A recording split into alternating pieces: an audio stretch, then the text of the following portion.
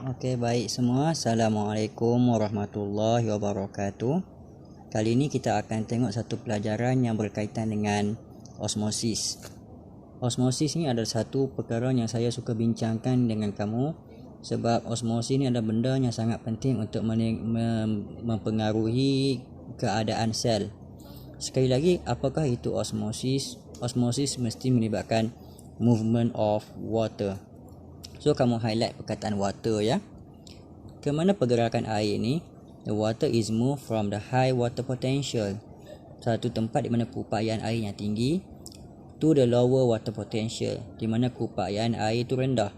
Keupayaan air ini adalah sangat tinggi apabila dia berada dalam satu larutan yang hypotonic, manakala keupayaan air ini adalah lebih rendah dalam keadaan yang hypertonic. Oleh jadi demikian, kita akan lihat tentang 3 situasi yang berlaku ya apabila osmosis ini berlangsung. Situasi ini akan dilihat pada animal cell dan juga pada plant cell. Ini adalah contoh kepada animal cell. Apakah yang kita katakan tentang hypotonic solution? Hypotonic solution adalah satu bentuk larutan, is a solution di mana concentration of solute adalah tinggi. Apabila solut itu tinggi dalam larutan ini, hypotonic solution adalah satu solution di mana concentration of solute adalah rendah. So saya nak kamu faham hypotonic ini adalah lower solute concentration, di mana kandungan solut itu rendah, jadi keupayaan airnya tinggi. So ini adalah satu tempat di mana water potentialnya tinggi. Ini simbol bagi water potential. So water potentialnya tinggi. Apabila water potential itu tinggi, maka pergerakan air akan berlaku daripada solution masuk ke dalam sel. So ini adalah movement of water. Water is moved from the high water potential to the low water potential. Apabila air mula memasuki sel, what happen to the cell? Animal cell akan swell. Apa yang akan berlaku kepada animal cell ini? Animal cell adalah satu sel yang wujud tanpa cell wall. Oleh yang demikian, apabila animal cell ni swell, maka lama kelamaan dia boleh menyebabkan animal cell ini burst. Kita namakan keadaan itu sebagai animal cell become lyse. Nampak ya, lyse. Berbeza apabila kita letakkan animal cell dalam satu solution yang isotonic. Isotonic solution adalah satu solution yang seimbang dengan satu lagi perbandingan dia. Jadi apabila animal cell berada dalam isotonic solution, what will happen to the water? Water bukan tidak bergerak. Water akan move into the cell, but in the same time, some water also going out from the cell. Keadaan ini akan kita namakan sebagai equilibrium. Kadar air masuk dan kadar air keluar adalah sama. So net of the water movement become zero. Keadaan yang itu menyebabkan animal cell become normal.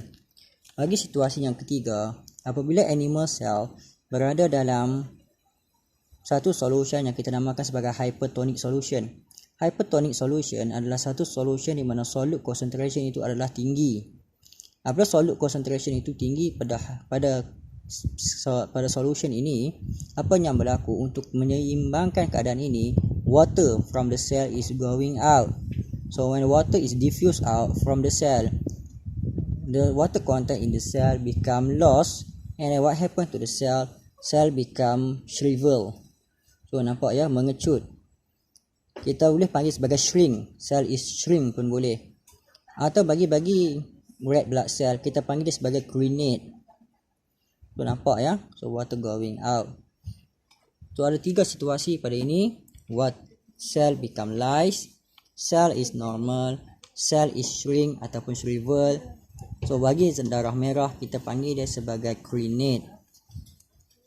Manakala untuk plant cell is very special because plant cell have a cell wall. Nampak, plant cell adalah cell wall.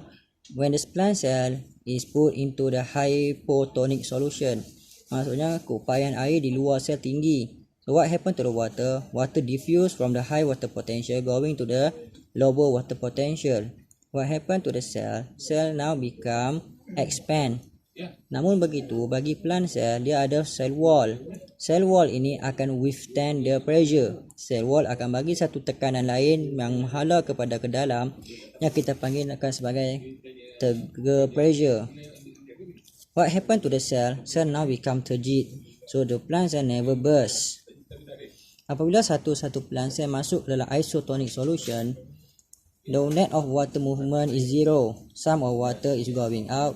At the same time, some of the water also going in. What happened to the cell? The cell is flaccid. Dalam keadaan yang ketiga, bagi plant cell yang berada dalam hypertonic solution, maksudnya persekitaran luar sel ini mempunyai solute concentration yang tinggi. So water is moved from the high water potential dalam sel ini to the lower water potential dekat luar. So apabila air keluar, maka what happen to the cell? Cell become plasmolized.